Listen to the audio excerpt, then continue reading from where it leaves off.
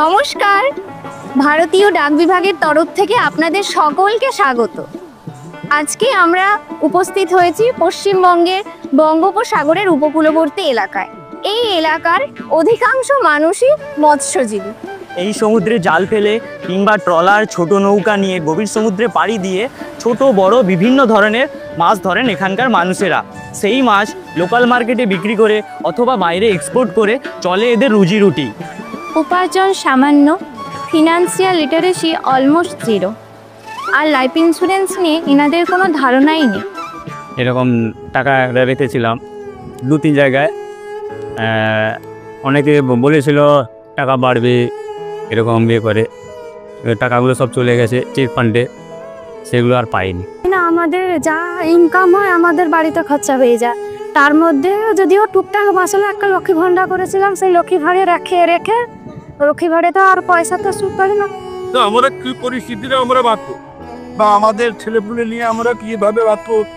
কারো সারা জীবনের সেভিংস নষ্ট হয়েছে চিট ফান্ডের প্রতারণায়, কেউ বা অতি অল্প বয়সেই সমুদ্রে মাছ ধরতে গিয়ে তলিয়ে গেছে গভীর সমুদ্রে। আমি হচ্ছে লোকের বাড়িতে শুকা চালিয়েছি, মানে মজুর খাটতে।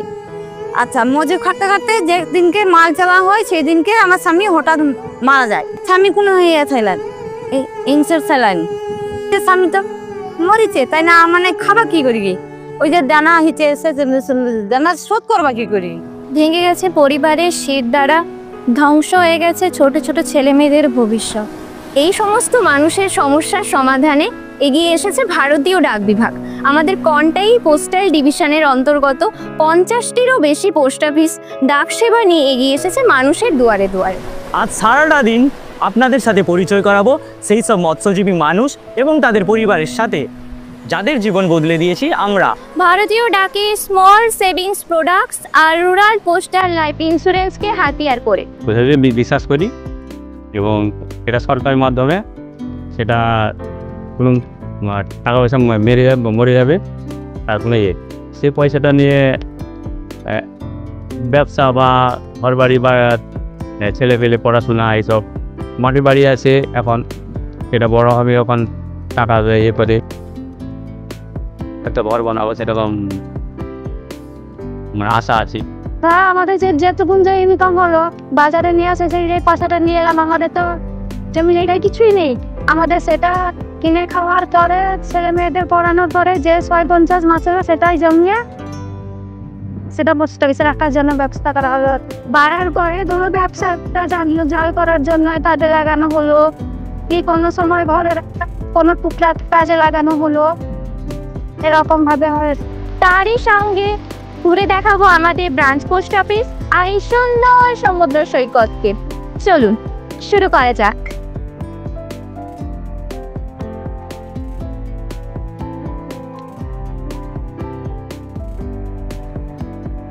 আজ শুভ নববর্ষে, বাংলা বছরের প্রথম দিন, পয়লা বৈশাখ।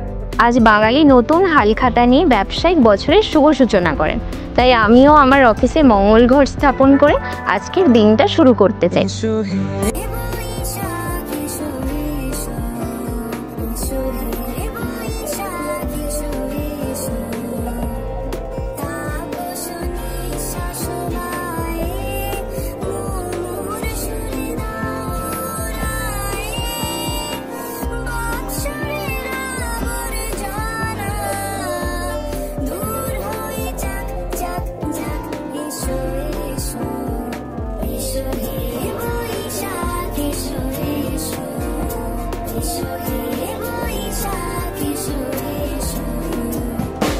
আমাদের এই ছোট্ট ঘরটায় অনেক বড় বড় সমস্যার সমাধান করা হয়। আমরা যারা গ্রামীণ ডাক সেবক, তাদের ডিপার্টমেন্ট এই গুরুদায়িত্ব দিয়েছে যে যাতে আমরা সাধারণ মানুষের পাশে দাঁড়াই এবং তাদের জীবন আরও সমৃদ্ধ করে তুলি। মাঝে মাঝে ভাবি আমাদের এই ছোট হাতে কত অসীম ক্ষমতা দিয়েছেন ভগবান। এক কামরার এই ছোট্ট ঘরটা আমাদের কাছে কিন্তু মন্দির। আপনারা কি জানেন পোস্ট অফিসকে কেন ডাকঘর বলা হয়? নিচে কমেন্ট করে জানাবেন। বন্ধুরা, এখানকার মানুষরা মৎস্যজীবী বেশিরভাগই, কিন্তু এছাড়াও কৃষিকাজও এখানকার মানুষের একটা প্রধান জীবিকা। যেমন আপনারা দেখতে পাচ্ছেন এখানে বিস্তীর্ণ মাঠ, ধানের ক্ষেত, আর এই ধান দেখুন পেকে এসেছে এখন, বোরো ধান এটা। এই ধান পৌষ মাসে, মানে আমাদের ইংরেজিতে নভেম্বর মাসে এটা লাগানো হয়েছিল। 6 মাস হয়ে গেছে, ধান পেকে এসেছে। আর বোধহয় মাসখানেকের পরে মে মাস নাগাদ, মানে আমাদের বাংলায় যেটা জ্যৈষ্ঠ মাসে, এটা আবার তোলা হবে। সিজন চালু হয় আশ্বিন মাস থেকে, তারপর ফাল্গুন মাস শেষের দিকে আমাদের গঙ্গা পুজো হয়।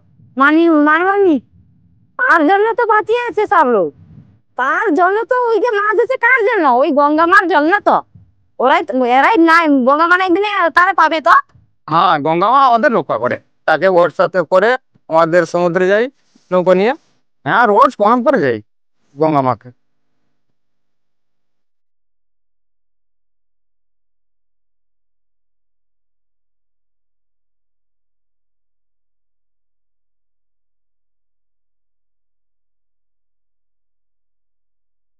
এখন আমি শ্রীরামপুর পোস্ট অফিসের একজন কাস্টমারের সাথে আপনাদের পরিচয় করিয়ে দেব। ওনার নাম হচ্ছে বিধান দাস।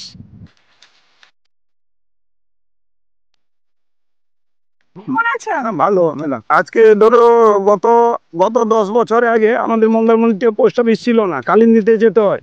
এখানে আমার শ্রীরামপুর মন্দারমণিতে যে পোস্ট অফিস যে হয়েছে, ওখান থেকে আমি প্রথম কাস্টমার। 100 টাকাতে বই খুলি। সে থেকে টাকা জমিয়ে টুকটাক একটা করেছিলাম প্রথম ফিশারি। তারপর সে বছর কিছু সার্ভিস কিছু লাভ হয়, তারপর দুটো করি। তারপর আবার পোস্ট অফিসে টাকা মেচুর হয়ে যাওয়ার পরে আমি 4টা ফিশারি করলাম। এখন আমি 100 টাকা থেকে একটা মেচুরি হয়ে যাওয়ার পরে আবার করি 1000 টাকা বই। 1000 টাকা সাদা মেচুর হয়ে যাওয়ার পরে আবার 2000 টাকা বই আমি করেছি। পোস্ট অফিস হচ্ছে আমাদের বাড়ির পাশে, ওইখানটায় ওটা আমাদের টাকা পয়সা রাখা ভালো মন্দ সব কিছু হয়ে যাচ্ছে ওই আমাদের পোস্ট অফিসে। এরপর আপনাদের সাথে পরিচয় করাবো রানুবালা করের, যিনি ভারতীয় নারী শক্তির এক প্রতীক। তিনি নিজে জাল ফেলে সেই মাছ ধরে সেই মাছগুলোকে বাজারে বিক্রি করে নিজের জীবন নির্বাহ করেন। ও কাকিমা, কেমন আছো? ভালো আছি। কি করছো? এই যে জাল ফেলছি, পুকুরে মাছ ধরছি। ইনি 4 মাস আগে আমার পোস্ট অফিসে এসেছিলেন এবং ওনার নাতনি 4 মাস আগেই হয়েছে, এবং তিনি বলছিলেন ওনার নাতনির জন্য কোন বই করলে ভালো হয়। তো আমি সুকন্যা সমৃদ্ধি যোজনার কথা বলেছিলাম, সে বইটা আজ চলে এসছে। এই নাও জেঠিমা, তোমার নাতনি বই চলে এসছে। রাত 3টা থেকে মাছ ধরে পিছামণি বাজারে নিয়ে যাই। সকাল বিকাল ধরে ওই 40 কিলো 50 কিলো এরকম ধরি। ঘর তুলেছি, আর যা 3টে ছেলে নামে পয়সা রেখেছি, মেয়েকে বিয়ে দিয়েছি, আবার নাতনি নামে একটা করছি। অনেক কষ্ট করে সংসার চালিয়েছি 23 বছর ধরে। আর পোস্ট অফিসকে বিশ্বাস করে বলে এতগুলো বই করে রেখেছি। চলুন আজ আমরা পরিচয় করে দিই আমার এলাকার এক বিশ্বস্ত কাস্টমার। দীর্ঘ 15 বছর ধরে আমার পোস্ট অফিসের সঙ্গে যুক্ত আছেন, বিভিন্ন স্কিমের সাথে উনি যুক্ত। ওনার নাম প্রশান্ত মাইতি মহাশয়। আমার ছেলে RPLI একটা করেছিল, উনি একটা অ্যাক্সিডেন্টে মারা গেছে এবং সেই টাকাটাও আমি পেয়েছি এবং তাতেও আমার ঘরে কাজে আমি লাগিয়েছি। যে অনেকে বলে যে পোস্ট অফিসে এলে আমরা কিন্তু পায়ে জুতো খসে যায়, কিন্তু না, সেটা হয় না। আমি আমার সময় মতো সঠিক সময়ে আমি টাকা কিন্তু ম্যাচিওর পেয়েছি। আপনাদের সাথে পরিচয় করিয়ে দেব এক তরুণ মৎস্যজীবী বন্ধুর সাথে, যার নাম দীপক সিট। আমি অ্যাকচুয়ালি গম্ভীর সমুদ্রেতে মাছ ধরতে যাই, সেখানে মাছটা ধরে নিয়ে এসে 7-8 দিন থাকি এবং মাছটা ধরে নিয়ে এসে মার্কেটে বিক্রি করি। আমি একটা জীবন বিমা খুঁজলাম, কম টাকায় বেশি ফেরত পাবো, আর সেইটাই খুঁজে পেয়েছি এবং পোস্টমাস্টারের সঙ্গে কথা বলে এবং যেটা আমি করেছি এবং বন্ধুবান্ধবদের সবাইকে করিয়েছি। আর এই গ্রামীণ ডাক জীবন বিমা এটা অনেকটা ভালো এবং গ্রামের ছেলে মা বোনদের সবার করা যাবে এবং কম টাকায় টাকাটা বেশি পাওয়া যাবে। গ্রামীণ মানুষের কথা ভেবে এটা ভারত সরকার নিয়ে এসছে, আমাদের খুবই আনন্দ। মাননীয় প্রধানমন্ত্রী শ্রী নরেন্দ্র মোদীজির নেতৃত্বে আমরা চেষ্টা করি গ্রামীণ মানুষের প্রয়োজনে সামর্থ্য মতো সাহায্য করার। আমরা গ্রামীণ ডাক সেবক হিসেবে গর্বিত। আমরা ভারতীয় ডাকের যুবা শক্তি, নতুন ভারতের গতিশক্তি। কেমন লাগলো আমাদের এই ভিডিওটি নিচে কমেন্ট করে জানান, আর ভালো লাগলে লাইক অ্যান্ড শেয়ার করে দিন। আর আমাদের এই ইন্ডিয়া পোস্টের ইউটিউব চ্যানেলটিকে সাবস্ক্রাইব করতে কিন্তু ভুলবেন না। ডাক সেবা জন সেবা।